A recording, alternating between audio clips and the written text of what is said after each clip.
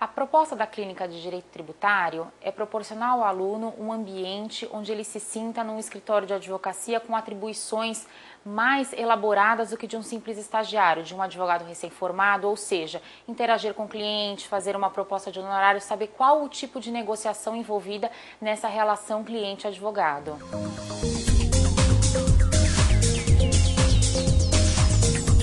Em geral, a clínica tem de 8 a 10 alunos. Então, dependendo dessa quantidade de alunos, a gente tem que dividir as tarefas. Então, por exemplo, atualmente nesse semestre nós estamos trabalhando com cerca de 11 alunos e a ideia é que eles trabalhem em duplas, focando em determinados aspectos do caso concreto que nós temos que trabalhar. Por exemplo, num caso em que estamos atuando atualmente, temos uma cooperativa migrando para um sistema de microempresa.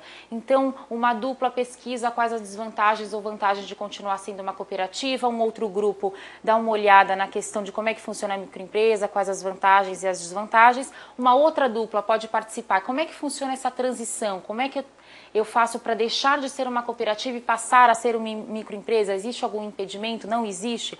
Outro grupo ainda pode dar uma olhada nos aspectos reflexos, por exemplo, pode ser o mesmo número de integrantes de uma cooperativa e de uma microempresa, tem algum tipo de diferenciação importante de ser observada, além das questões tributárias, inclusive. Então, a gente divide as atividades para que as pessoas do grupo todo possam participar e entender o caso como um todo. A divisão de atividades tem que ser puramente didática, não pode ser uma divisão em que os alunos não tenham conhecimento do todo. Até porque o diferencial da clínica é exatamente essa ideia de que os alunos têm contexto e a ideia do todo, não só a ideia de uma parte, como comumente estagiários têm nos escritórios de advocacia.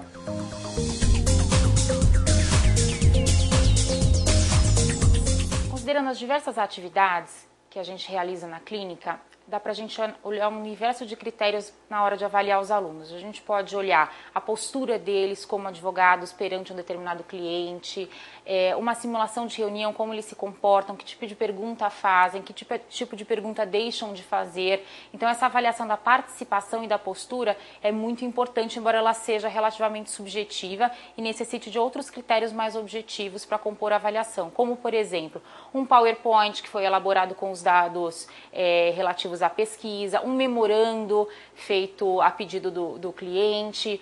Temos também a proposta de honorários, que também é muito interessante, que demonstra essa capacidade de negociação dos alunos. E a própria troca de e-mails, eu acho que é um elemento interessante de avaliar, porque mostra a forma de comunicação entre o aluno e o cliente, mais formal, menos formal, dependendo do cliente, do assunto e dos elementos a serem colhidos e perguntados. Você tem que ter toda uma forma específica de abordar o cliente. Então, acho que todos esses critérios têm que compor a avaliação, uns mais subjetivos, outros mais objetivos.